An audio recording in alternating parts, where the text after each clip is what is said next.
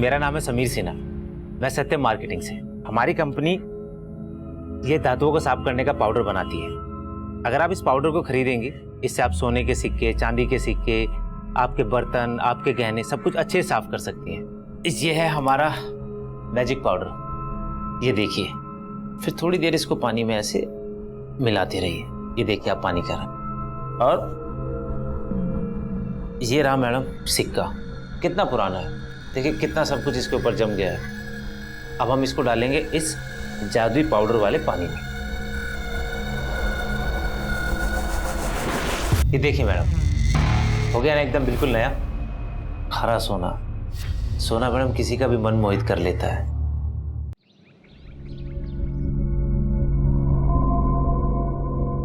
अरे वाह, तुम्हारे हाथों में जो स्वाद है ना वो किसी और के हाथों में नहीं है।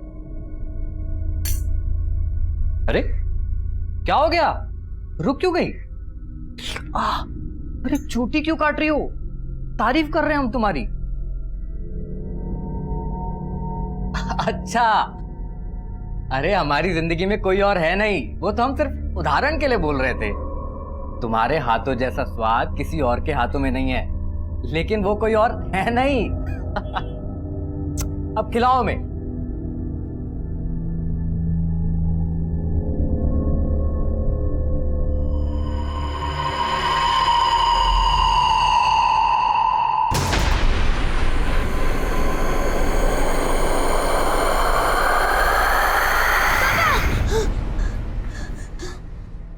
क्या हुआ बच्चा? हाँ, क्या हुआ? मम्मी, ओ पापा। तुमको पापा की याद आ रही है? हाँ, हाँ मैं ना तुम्हारे पास। हाँ, चिंता मत करो, तुम सोने की कोशिश करो। हाँ, हम है ना, हम है। हाँ, सोने आ जाओ।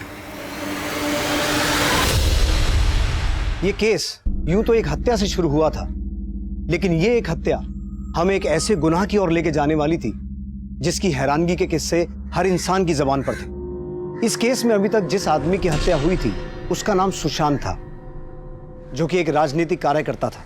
जब सुशांत की हत्या हुई तब मैं लीव पर था, और जैसे ही मैंने ज्वाइन किया मेरे कलीग ने मुझे इस केस के बारे में अपडेट किया। सर, सुशांत की बॉडी 22 मार्च की रात हमें उस पेड़ से लटकी हुई मिली, लेकिन उसे वहाँ किसने लटकाया इस बात की किसी ने कोई गवाही नहीं दी। पोस्टमार्टम रिपोर्ट के हिसाब से तो कॉज ऑफ डेथ फांसी ही है, पर इसके शरीर पर लगी चोटें बताती हैं कि इसे पहले बहुत बुरी तरह से पीटा गया और फिर जबरदस्ती उस पेड़ पर लटकाया गया। ये सुशांत संवेदना पार्टी का कार्यकर्ता था। इसकी बीबी रेवा ने विरोधी पार्टी के कार्यकर्ता तुषार पे इसकी हत्या का आरोप लगाया है। सर, ये तुषार है। ला बैग दो हमको। टिफिन खाए हो ना? खत्म कर दी पूरा। एकदम से हृदय परिवर्तन कैसे हो गया तेरा? अपने पति से तो तू छुटकारा पाना चाहती थी, अब कैसे एकदम से दिल में आग लगी उसे इंसाफ दिलाने के लिए? आग तो बहुत लगी है, लेकिन अब जलेगा तो तू। आ जा आग उसमें, ठंडा कर दूंगा। सर, इस तुषार को हमने इन्वेस्टिगेट किया, लेकिन ना इसके खिलाफ कुछ मिला और ना ही रेबा के अलावा और किसी ने इसके ऊपर कोई आरोप लगाया। इसके डर से या तो इसका खौफ तो बहुत है, लेकिन इन्वेस्टिगेशन में ये भी पता चला है कि सुशांत और रेबा के बीच बिल्कुल बनती नहीं। छोटी छोटी बातों को लेकर दोनों में झगड़ा होता है। एक अकेली औरत के लिए अपने पति को मार के पेड़ पे लटकाना पॉसिबल नहीं है। अगर ये कांड रेबा ने किया है तो जरूर इसके साथ कोई और भी होगा। हमारा बस चलता ना रेबा, हम तुमको वहाँ शादी ही नहीं करने देते। जीते जीत वो तुमको ढंग की जिंदगी दे नहीं पाया, अब उसके मरने के बाद भी तुम वहाँ पड़ी हो। अब तो हम यहाँ से जा ही नहीं सकते, क्योंकि अब अगर हम गए ना तो ये पुलिस वालों को वही लगेगा जो आस पड़ोस के लोग उन्हें बता रहे। नहीं, जब तक हम इस तुषार को अंदर नहीं करवाते ना तब तक हम कहीं नहीं जाएंगे।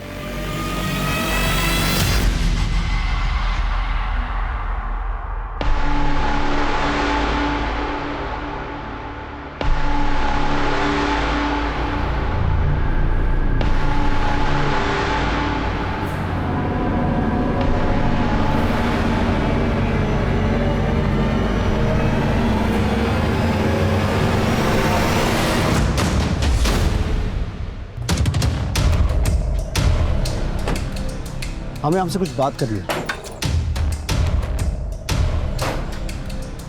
ये क्या, आप अपने बेटे को घर में लॉक करके जा रही थी? हाँ, तो हम क्या करें? हमको डर है कि वो तुषार हमारे बेटे को मार देगा। आप तो हाथ पे हाथ रखे बैठे हैं, उसे अभी तक अंदर नहीं किए। आपके सिर्फ कह देने से किसी को आरोपी साबित नहीं कर सकते हैं। हाँ, तो किसी के ये कहने से कि हमारे पति के साथ लड़ाई होता था, इससे हम पे भी आरोप साबित नहीं होता। अरे वाह, आप तो बिना बोले ही हमारे यहाँ आने का कारण समझ गई। वैसे हमें सिर्फ आपसे ही नहीं, आपके बेटे से भी बात करनी है। बोलो अबीर, जिस रात तुमने अपने पापा को आखिरी बार देखा था, यहाँ क्या हुआ था?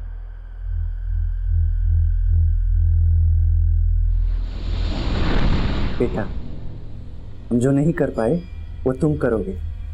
हम जानते हैं तुम बड़े होके इस देश और समाज के जरूर कमाओगे, है ना? आप अपनी शिक्षा मत दीजिए इसे।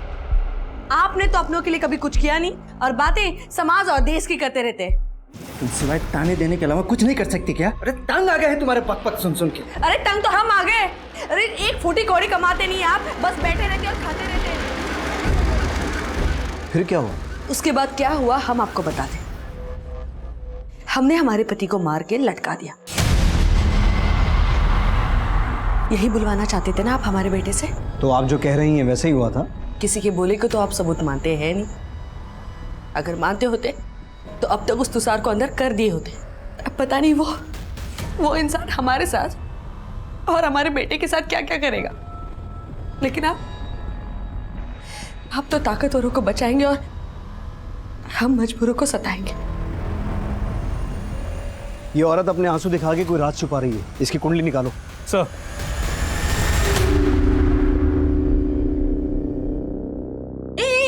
कहाँ घुसी चली जा रही? चल बाहर निकल यहाँ से। हमको बाल कटाना है। तुमको बाल कटवाना है?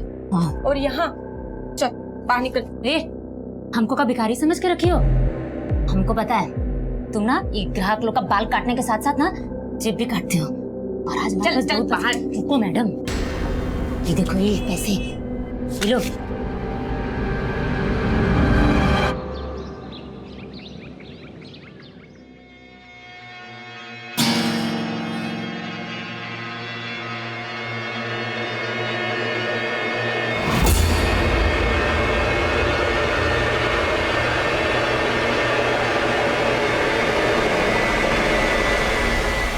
अबीर, क्या हुआ?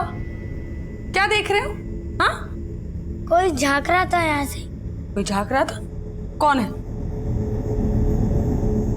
कोई भी तो नहीं है। अच्छा, तुमको पढ़ाई नहीं करना है इसलिए बहाना बना रहे हो? नहीं मम्मी, हम सच कह रहे हैं, कोई झांक रहा था यहाँ से। अच्छा ठीक है, बहाना बनाने का जरूरत नहीं है। जाओ जाके बाहर खेलो। खेलना है ना तुम्हें? जाओ जाओ, लेकिन ज्यादा दूर नहीं जाना। हाँ, जल्दी आना। जा।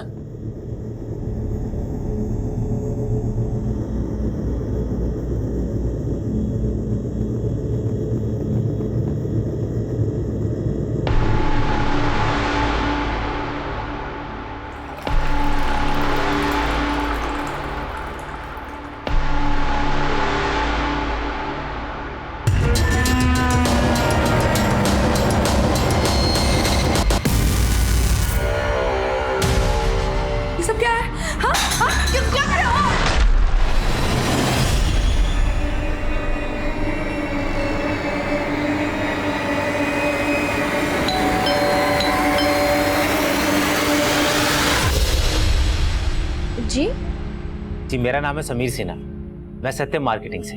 हमारी कंपनी ये धातुओं को साफ करने का पाउडर बनाती है। अगर आप इस पाउडर को खरीदेंगे, इससे आप सोने के सिक्के, चांदी के सिक्के, आपके बर्तन, आपके गहने सब कुछ अच्छे से साफ कर सकती हैं। ये है हमारा मैजिक पाउडर। ये देखिए, फिर थोड़ी देर इसको पानी में ऐसे मिलाते रहिए। ये देखिए आप पानी कर रहे। और ये रहा मैडम सिक्का, कितना पुराना है, देखिए कितना सब कुछ इसके ऊपर जम गया है। अब हम इसको डालेंगे इस जादुई पाउडर वाले पानी में। ये देखिए मैडम, हो गया ना एकदम बिल्कुल नया हरा सोना। सोना मैडम किसी का भी मन मोहित कर लेता है। सर एक सेकंड सर, रेबा के कॉल रिकॉर्ड्स आ गए। इसमें ये एक नंबर मिला है जिसके साथ उसकी लंबी बातें हुआ करती थी। ये नंबर इस चंदन के नाम पे रजिस्टर्ड है। सर इंपॉर्टेंट बात यह है कि जिस रात सुशांत का मर्डर हुआ उस रात भी चंदन और रेबा के बीच लंबी बात हुई थी। तो तुम ये कहना चाहते हो कि रेबा और चंदन के बीच में अफेयर है और यही सुशांत के मर्डर का मोटिव? तो पॉसिबिलिटी सर रेबा के पड़ोस से फोन आया था, रेबा का मर्डर हो गया सर। व्हाट?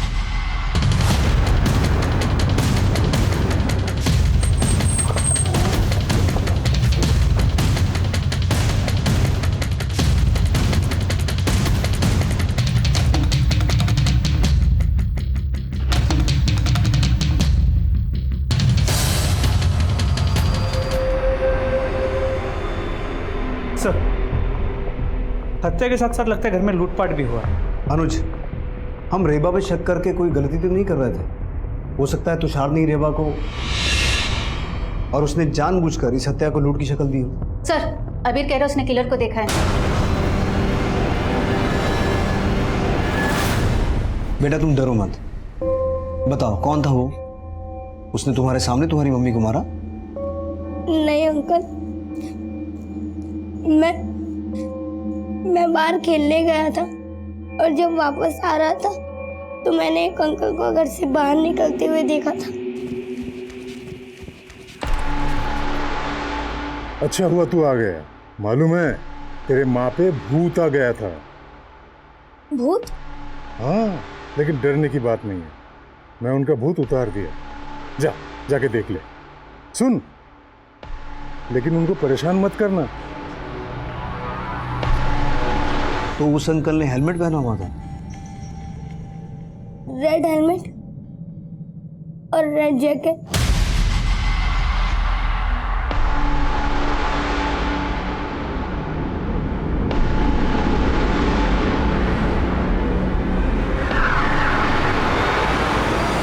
बेटा तुमने उसका चेहरा नहीं देखा, पर तुम्हें कुछ आइडिया तो लगा होगा ना कि वो कौन हो सकता है। क्या ये था वो आदमी, तुषार? आइंदा अगर हमारे प्रत्याशी की छवि बिगाड़ने की कोशिश की ना तो बेटा जान से मार देंगे, समझे?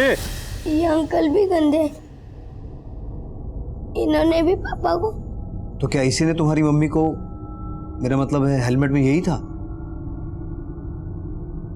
पता नहीं बेटा, हमें पता चला है कि तुम्हारी मम्मी इन अंकल को भी जानती थी। ये तो चंदन मामा है।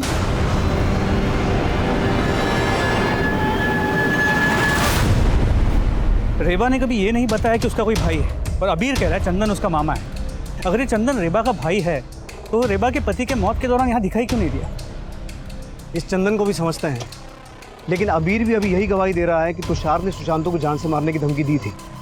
हो सकता है आज रेड हेलमेट और रेड जैकेट में तुषार ही रेबा को मार के गया हो, और रेबा ने भी हमें कहा था कि उसको तुषार से अपनी जान का खतरा है। आप अपने बेटे को घर में लॉक करके जा रही थी। हाँ तो हम क्या करें? हमको डर है कि वो तुषार हमारे बेटे को मार देगा। तुषार और उसके दोस्तों को राउंड अप कर। सर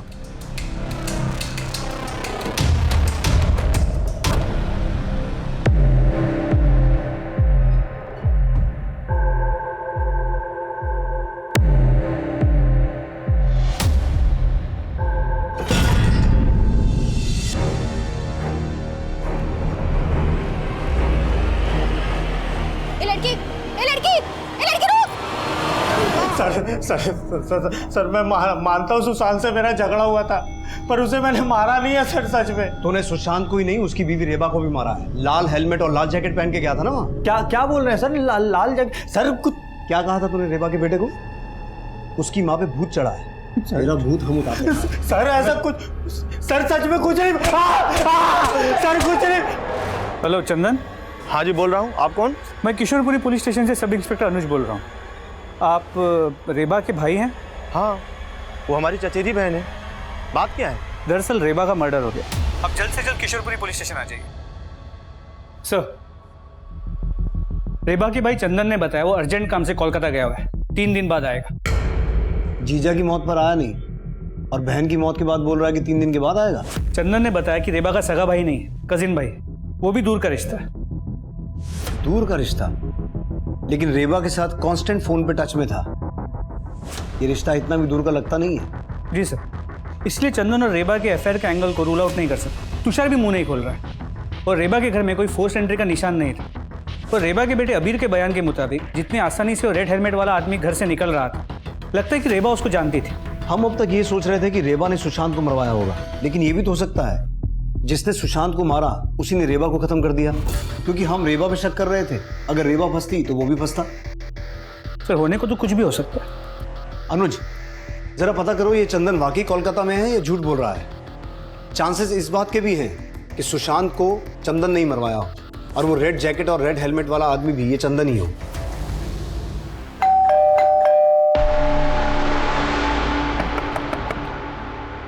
अपर्णा,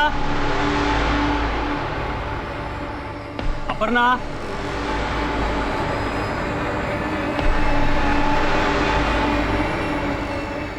अपर्णा, अपर्णा, अपर्णा।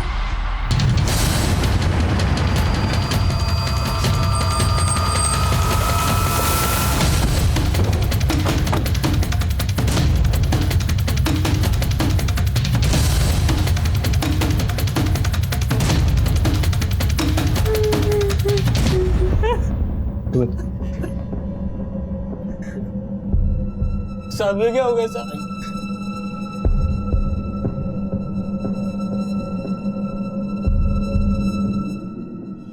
इसके गले पर भी चेन के वैसे ही मार्क्स हैं जैसे रेबा के गले पे थे। तो हो सकता है इसे भी रेबा की तरह चेन से गला घोट के मारा गया है। तो दोनों को मारने का मोडस ऑपरेंडी सेम है। रेबा के साथ हुआ था, और इसकी हालत देख के लगता है कि शायद इसके साथ भी। कहीं ऐसा तो नहीं कि इस औरत का रेबा और सुशांत के साथ कोई कनेक्शन है? नहीं साहब, हम ना ही किसी रेबा को जानते हैं, ना ही सुशांत को, और हमें नहीं लगता कि अपर्णा भी इन लोग को जानती होगी। तो फिर तुम्हारी पत्नी को इस तरह से कौन मार सकता है? हमको कुछ समझ में नहीं आ रहा है साहब। यहाँ पास में एक फैक्ट्री है साहब, वहाँ पे हम काम करते हैं। रोजाना की तरह आज दोपहर को खाना खाने घर आए थे। दरवाज़ा खटखटाया तो अपर्णा ने अंदर से दरवाज़ा खोला नहीं। फिर हमने डुप्लीकेट चाबी से दरवाज़ा खोला और देखा तो अपर्णा। घर से कुछ सामान वगैरह भी चोरी हुआ है? नहीं साहब, घर में ज़्यादा कुछ नहीं है, क्योंकि कुछ दिनों पहले अपर्णा एक ठगी का शिकार हो गई थी। कैसी ठगी का शिकार हुई? साहब कुछ दिनों पहले एक आदमी ने अपर्णा पे टोटका करके सारे गहने ले लिए थे। अपर्णा ने हमको बताया था कि उस आदमी ने इस तरह से उसे वशीभूत कर लिया था कि उसने खुद अपने सारे गहने उस आदमी को दे दिए थे, और जब अपर्णा को होश आया तो वो आदमी गायब था साहब। तुम्हारे घर में इतना कुछ हो गया, तुमने पुलिस में शिकायत नहीं की? साहब इस बारे में अपर्णा ने हमें बहुत लेट बताया था।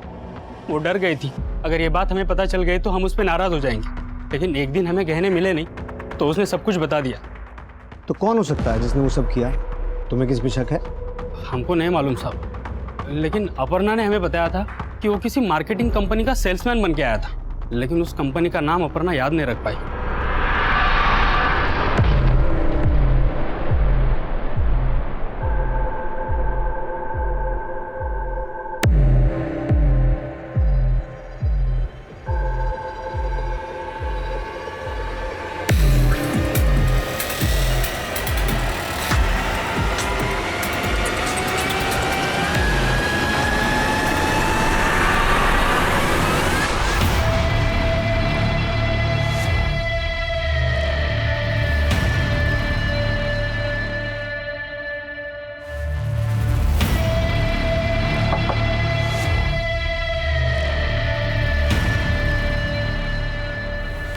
जी बोलिए। जी मेरा नाम सुरेंद्र सिंह, मैं विवास मार्केटिंग कंपनी से हूँ। हमारी कंपनी धातुओं को साफ करने का एक पाउडर बनाती है। सर मैंने अपर्णा के घर में किसी को आते जाते नहीं देखा था, पर उस दिन दोपहर उसके घर के बाहर एक लाल कलर की मोटरसाइकिल देखी थी। नंबर देखा था उस बाइक का? नंबर तो नहीं देखा था, हमें थोड़ी ना पता था उसके साथ ऐसा कुछ हो जाएगा। 4-5 घंटे पहले हम मिले थे सर। तो आप दोनों जब मिले थे तो आपस में बातें क्या हुई थी? कुछ खास बात नहीं हुई थी सर। बिजली चली गई थी, वो घर से बाहर आई थी। दीदी आपके भी घर की बिजली चली गई है क्या? हाँ अपर्णा, यहाँ भी बिजली गई है। आजकल ना बहुत ही कटौती हो रहा है ये बिजली का। फिर थोड़ी देर बाद बिजली आ गई तो सब अपने अपने घर पे चले गए। पर एक बात है सर, कुछ दिन पहले मैंने अपर्णा को एक लड़की के पीछे भागते हुए देखा था। ए लड़की रुक रुक। अपर्णा कौन थी वो लड़की? दीदी वो लड़की, उस दिन जब वो आदमी मुझे वशीभूत करके मेरे गहने लूट के ले गया था दीदी, उस वक्त मैंने इस लड़की को देखा था। ये जरूर उसके जानने वाली है दीदी, तभी मुझे देखकर भाग गई।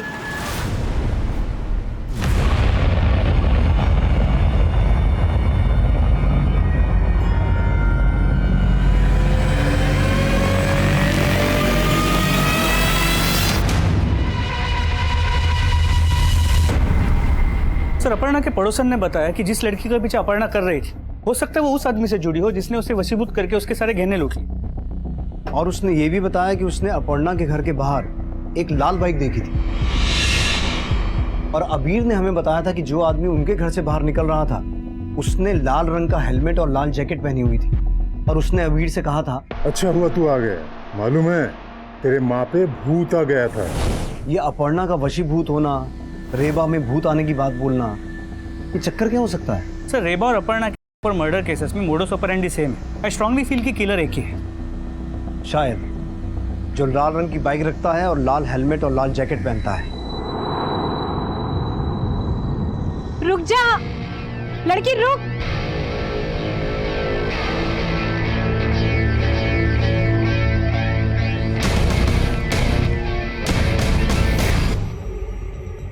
रेबा और अपर्णा जिन एरियाज में रहती थी उन दोनों एरियाज का डम डेटा निकालो। हो सकता है कोई कॉमन नंबर सामने आए। और इन दोनों एरिया से ये पता करो कि कोई ऐसा आदमी है जिसके पास लाल रंग की बाइक हो और वो लाल रंग का हेलमेट और लाल जैकेट पहनता हो। सर अपर्णा का पोस्टमार्टम रिपोर्ट। सर इस रिपोर्ट के हिसाब से अपर्णा का हुआ है। और सर रेबा की तरह अपर्णा की बॉडी में भी सीमेंट के सैंपल्स मिले हैं। अनुज, इन दोनों की बॉडी पे मिले सीमेन सैंपल का डीएनए मैच करवा के देखो। इससे ये कंफर्म हो सकता है कि इन दोनों का किलर और सेम है क्या? लेकिन सर इन दोनों केसेस में एक बात कॉमन है। अपर्णा की बॉडी से इनर गारमेंट मिसिंग था और रेबा के केस में भी सेम था। गहने जेवर तो समझ में आता है, लेकिन कोई इनर गारमेंट्स लेकर क्यों जाए? सर मुझे तो लगता है ये कोई साइको है, कोई सीरियल किलर। लेकिन हमें ये नहीं भूलना चाहिए कि रेबा के मर्डर से पहले उसके पति सुशांत का मर्डर हुआ था और अपर्णा के मर्डर से पहले उसके घर से जेवर गहने लूटे गए थे। तो कहीं ऐसा तो नहीं कि सुशांत का किलर रेबा की तरह अपर्णा को टारगेट करके जानबूझ के हमारा ध्यान किसी सीरियल किलर की ओर ले जाना चाहता है? सर तो आपको लगता है जिसने सुशांत को मारा उसने रेबा और अपर्णा को भी मारा? हो सकता है। अच्छा, ये रेबा का कजन चंदन कहाँ है अब तक? सर वो कल आ जाएगा। और हम इस तुषार और उसके दोस्तों पे भी नजर रखे हुए हैं। हम ये भी पता करते हैं कि इनमें से किसी के पास कोई रेड बाइक है।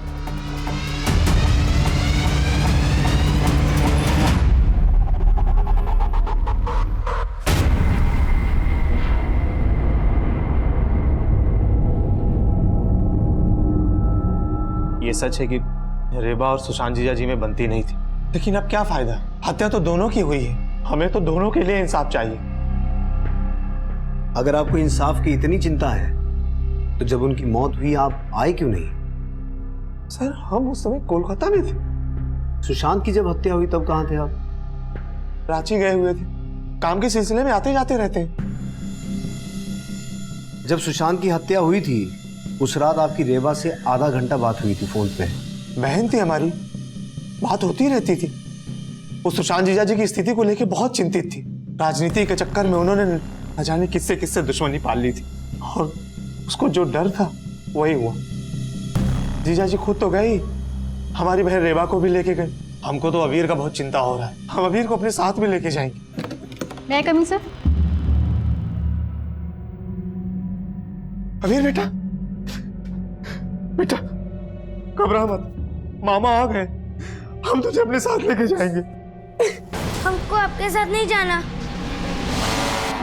बेटा ये क्या बोल रहा है? एक मिनट, अबीर आपको अपने मामा के साथ नहीं जाना? क्यों बेटा?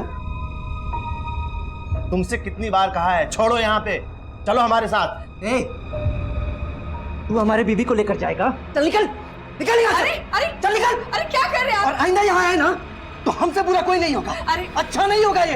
चल भाग। अच्छा तो अब नहीं होगा कुछ, बस देखते जाओ बुरा क्या होता है। हमको मामा के साथ नहीं जाना है। बेटा वो रुकिए रुकिए, अबीर बेटा जरा आराम से सोच के बताओ, उस दिन तुमने जिस आदमी को लाल हेलमेट में देखा था वो यही थे क्या? सर ये आप क्या बोल रहे हैं? माना कि हमारा उस दिन थोड़ा अनबन हुआ था, पर अबीर तुम अच्छे से सोच के बताओ, ये वही आदमी है?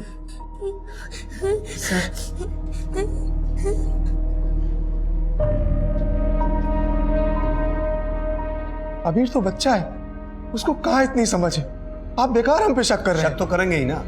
हो सकता है अपनी जीजा को तुम ही ने मारा हो और अपनी बहन को भी। देखिए हम कुछ भी सुन के नहीं लेंगे। अबीर को ले जाने दीजिए हमें, नहीं तो हम कोर्ट जाएंगे। पहले अस्पताल जाओ, इसका डीएनए लो और क्राइम सीन पे मिले डीएनए से मैच करवा के देखो। अब आप कुछ ज्यादा ही बोल रहे हैं। एक भाई के ऊपर आप उसकी बहन का आरोप लगा रहे हैं। हमने तो ऐसा कुछ भी नहीं कहा, हम तो सिर्फ डीएनए मैच करवाने की बात कर रहे हैं। हम सब समझ रहे हैं आप क्या कह रहे हैं। हमारी पहुंच बहुत ऊपर तक है, बहुत भारी पड़ेगा आप लोगों को। हम बता रहे हैं, वर्दी उतरा लेंगे। सर, इन्वेस्टिगेशन में ये कुछ ऐसे केसेस सामने आए जहां औरतों को हिप्नोटाइज करके उनके गहने और जेवर लूटे गए। इन केसेस में औरतों के मर्डर भी हुए हैं? नहीं सर, ये सभी औरतें जिंदा हैं और इनमें से कुछ ने पुलिस में केस भी फाइल किए और ये स्केचेस भी बनवाए। सभी स्केचेस में आदमी अलग लगता है, लेकिन ध्यान से देखिए तो ये एक ही आदमी है। तो हो सकता है ये एक ही आदमी हर जगह अपना भेस बदल के जाता है। सर, एक और इंटरेस्टिंग बात सामने आई है। जिन जिन घरों को इसने टारगेट किया है उनके बाहर ये टैटू छपा हुआ मिला है।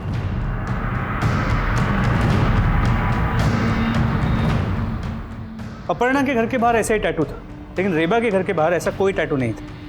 मैंने इन स्केचेस को अबीर को दिखवाया, लेकिन उसने इनमें से किसी को भी आइडेंटिफाई नहीं किया। इन स्केचेस को मैंने रेबा के घर के आसपास के लोगों को भी दिखवाया, लेकिन ऐसे आदमी को वहां देखे जाने की कोई खबर सामने नहीं आई। और ऐसा भी कुछ सामने नहीं आया ना कि रेबा को कभी पास्ट में इस तरह से हिप्नोटाइज करके चीट किया गया हो? नहीं सर। लेकिन अपर्णा को इसी तरीके से चीट किया गया और अपर्णा के रेप और मर्डर का मोडस ऑपरेंडी रेबा से मैच करता है। और स्ट्रेंज बात यह है कि वो किलर दोनों औरतों के अंडरगारमेंट्स अपने साथ ले जाता है। तो समझ में ये नहीं आ रहा कि ये हिप्नोटाइज करके लूटने वाला है या कोई और है। हो सकता है वही आदमी हो जिसकी हमें तलाश है, और हो ये भी सकता है कि ये उसको जानता हो। एक काम करो, अपने एरिया के लोगों को अलर्ट करो कि वो इस तरह के अपराधी से होशियार रहें और इन सभी केसेस को अच्छे से स्टडी करो।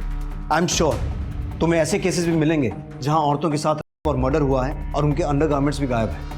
उस लड़की के बारे में कुछ पता चला जिसके पीछे अपर्णा को भागते हुए देखा गया था? नहीं सर, जो लड़की अपर्णा को देख के भागी थी उसके बारे में कोई इन्फॉर्मेशन नहीं मिली है।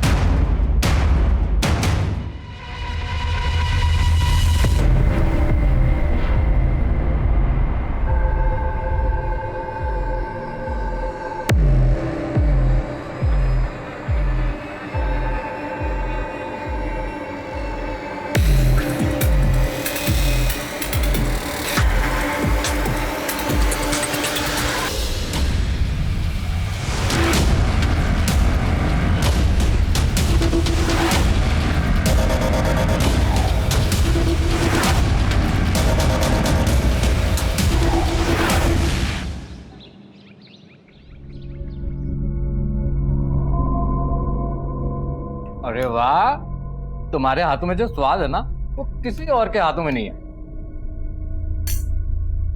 अरे क्या हो गया, रुक क्यों गई? अरे चोटी क्यों काट रही हो? तारीफ कर रहे हैं हम तुम्हारी। अच्छा, अरे हमारी जिंदगी में कोई और है नहीं, वो तो हम सिर्फ उदाहरण के लिए बोल रहे थे। तुम्हारे हाथों जैसा स्वाद किसी और के हाथों में नहीं है, लेकिन वो कोई और है नहीं। अब खिलाओ में।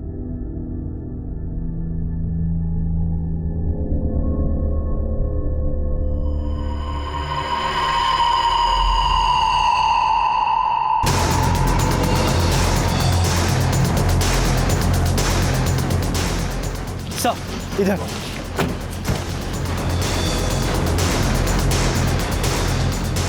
पीछे आइए आप। इसके गले पे भी चेन के वैसे ही मार्क्स हैं जैसे अपर्णा और रेबा के गले पे थे। सर, कहीं इसके साथ भी?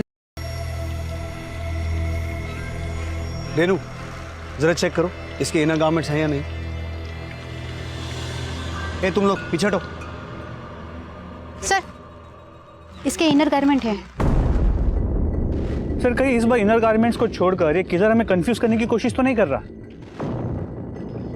लेकिन अनुज, मुझे ऐसा लगता है कि इस लड़की का मर्डर यहाँ नहीं हुआ है, इसे मारा कहीं और गया है, बॉडी को यहाँ डंप किया गया है। सर, इस लड़की के बैग से ये आईडी मिली है, इसका नाम पारुल बनर्जी है।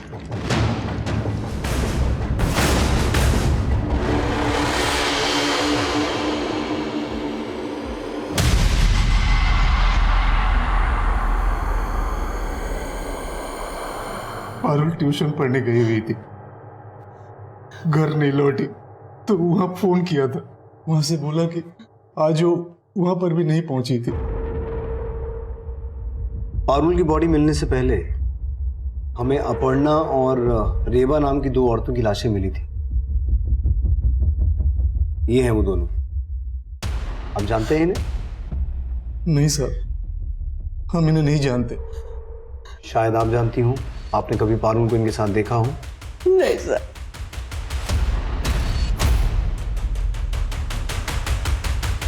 सर पारुल के बॉडी पे कोई सीमेंट सैंपल नहीं मिला है, लगता नहीं कि हुआ है।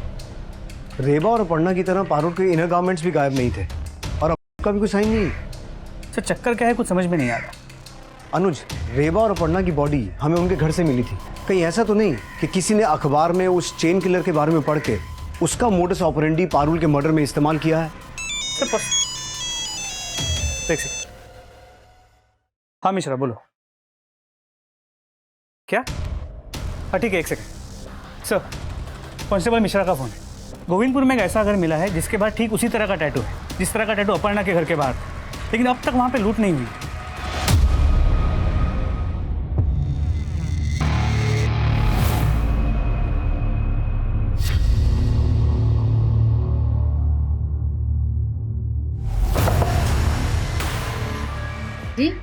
जी मेरा नाम विक्रांत गुप्ता, घुमंतक मार्केटिंग से। हमारी कंपनी धातुओं को साफ करने का पाउडर बनाती है। इससे आप सोने के सिक्के, चांदी के सिक्के, बर्तन, गहने सब कुछ अच्छे से साफ कर सकते हैं। अगर आप इस पाउडर को खरीदेंगे, इसके साथ आपको मिलेगा एक सोने का सिक्का।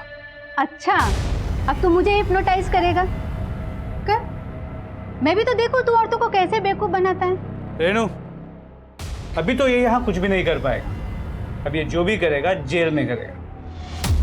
सर मैंने किसी का मर्डर नहीं किया। सर मैं औरतों को हिप्नोटाइज करके उनके गहने लूटता था। गहने ही नहीं, तूने इन औरतों की इज्जत भी लूटी है। पहले भेस बदल के लूटने आता था, फिर अपनी लाल बाइक। सर मैंने किसी का नहीं किया और ना ही मैंने सर किसी का मर्डर किया है। तूने क्या क्या कांड किए सब उगलवा लेंगे हम। पहले ये बता, उन औरतों के घर के बाहर जो टैटू लगे थे उसकी क्या कहानी है? सर वो मैंने एक लड़की लगाती थी। कौन लड़की? सर नीलम नाम की एक लड़की है जो चौराहे पे भीख मांगती है। वो मेरे लिए टारगेट सेट करती थी और उसे मैं इस काम के पैसे देता था और मुझे बताती थी कि किन घरों में पैसे वाली औरतें हैं जिनके पास गहने और जेवर हैं, और उन घरों के बाहर जाके सर वो टैटू लगा देती थी। और साहब फिर मैं उनके घर सेल्समैन बन के जाता था। मुझे हिप्नोटाइज करने की विद्या आती है और इसके बलबूते मैं उनको लूट लेता था। लेकिन सर इसके अलावा मैंने कुछ नहीं किया। कहाँ मिलेगी वो लड़की जो तेरे लिए रेकी करती थी?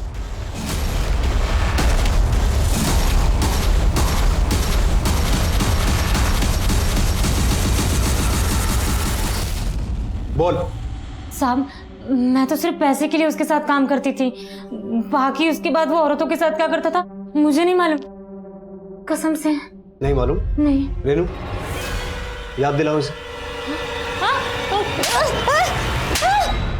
सर वेस्ट बंगाल के इन 2 केसेस के बारे में पता चला है जहां घर में घुस के औरतों को चेन से गला घोट के मारा गया है और मारने के बाद उनके साथ किया गया और अंडरगारमेंट्स भी चोरी किए गए। मतलब ये दोनों केसेस रेबा और अपर्णा के केसेस से मैच होते हैं? जी सर, और इन दोनों केसेस में भी किलर को अब तक पकड़ा नहीं गया है, लेकिन इन दोनों केसेस से हमारे काम का कोई भी क्लू नहीं मिला है। और हमारे राडार में भी इन सस्पेक्ट्स के अलावा और कोई अभी तक आया नहीं। तो इनमें से कोई है या फिर कोई और है?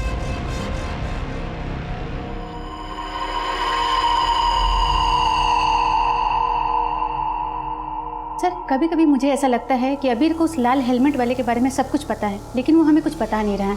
सर आज जब लाइट गई थी तो वो अचानक से डर गया। माँ, माँ, माँ, माँ। अबीर, अबीर क्या हुआ बेटा? डरो मत, बस लाइट गई है। उस दिन भी ऐसे ही लाइट गई थी जब माँ वो मुझे भी मार देगा। और ये कह रहा था कि उस दिन भी लाइट गई थी जिस दिन उसकी माँ का मर्डर हुआ था, और अबीर को ऐसा लगता है कि उसको भी कोई मार देगा। 1 मिनट, क्या कहा तुमने? जिस दिन रेबा का मर्डर हुआ था उनके घर की लाइट गई थी? जी सर। ऐसा तो अपर्णा के केस में भी हुआ था। जी सर, लेकिन इस लाइट के जाने का किलर के साथ क्या कनेक्शन हो सकता है अनुज कि लाइट का जाना किलर के प्लान का हिस्सा हो। एक काम करो, बिजली विभाग से पता करो जिन जिन डेट्स पे रेबा और अपर्णा के मर्डर्स हुए थे उस दिन बिजली किस रीजन से काटी गई थी। सर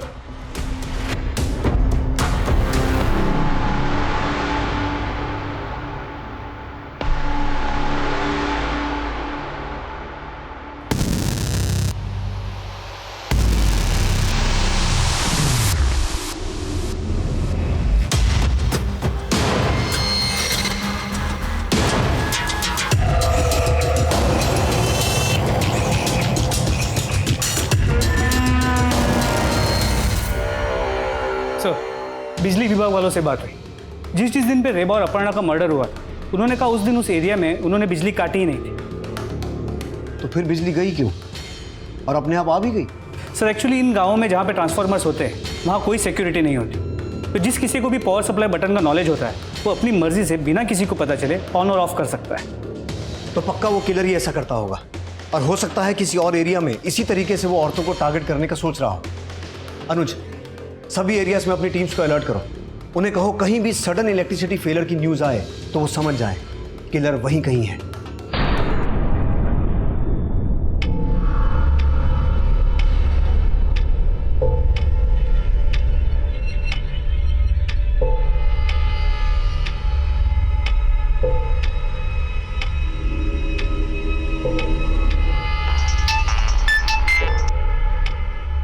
हेलो,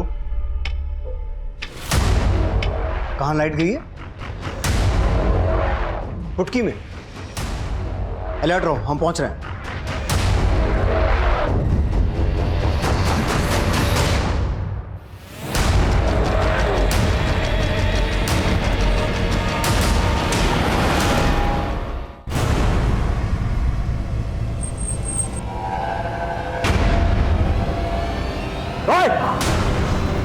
अनुज,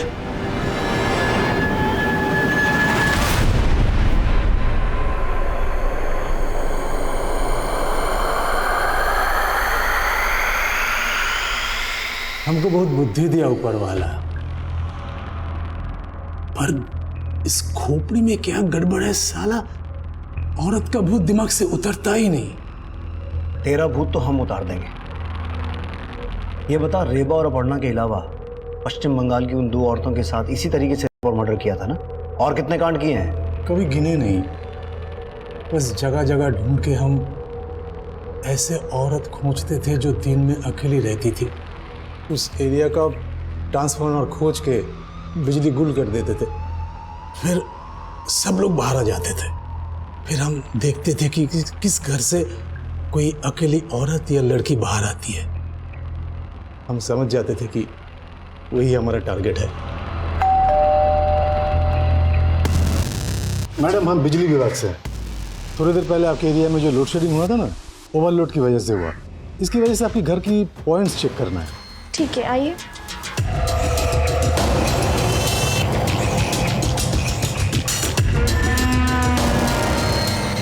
मैडम, एक गिलास पानी पिलाएंगी?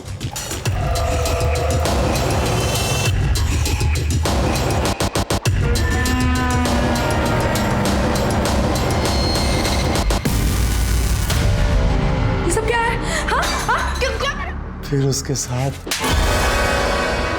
उनकी लाश के साथ करता था तू? क्या करे साहब, मजा आता था। पर पारुल तो तेरी बेटी थी ना? मैं उसको नहीं किया साहब। तो मारा क्यों उसको? आप इतने गंदे पापा, हमको शर्म आती है कि आप हमारे पापा हैं। अब हम चुप नहीं रहेंगे, हम पुलिस को सब बता देंगे। अरे बेटा, जाओ, रोको इसको। पारुल,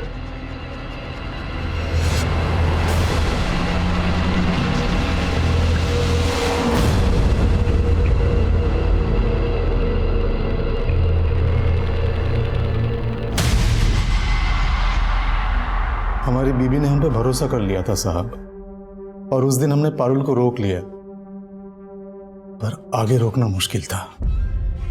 उस दिन जब वो ट्यूशन जा रही थी तब हमने। और औरतों के इनर गारमेंट्स, वो क्या सोच के गायब करता था? वो क्या है ना साहब, जब वो औरतें हमारे पास नहीं होती थी ना, तो हम उनकी कल्पना करते थे, और उस कपड़ों से खुशबू आता था, और उस खुशबू से हमको बहुत मजा आता था, और उस मजे के लिए हम उस कपड़े हमारे पास रख लेते थे। हम जानते थे साहब ये गलत है, हमने कोशिश भी किया कि पता नहीं दिमाग में क्या गड़बड़ी। तेरी सारी गड़बड़ियों का इलाज है हमारे पास, सही जगह पे आया है तो। सुमित साहब, हाथ रोकना मत। हमने कोशिश किया था साहब। रेबा, अपर्णा और पारुल समेत हमने पश्चिम बंगाल की उन 2 औरतों के और मर्डर केस को भी सॉल्व कर लिया था, लेकिन उत्तम का सुशांत के मर्डर में कोई हाथ नहीं था। फिर हमने सुशांत के मर्डर केस पे फोकस किया, और जल्दी ये भी पता लगा लिया कि सुशांत का मर्डर तुषार और उसके दोस्तों ने ही किया था। ये परिणाम आने के बाद हमें इस बात का अफसोस हुआ कि रेबा के बयान को सीरियसली डील करना चाहिए था, लेकिन रेबा, अपर्णा और उनके जैसी कई विक्टिम्स ने उत्तम की आपराधिक मंशा को समझे बगैर उसे अपने घर में एंट्री दी थी।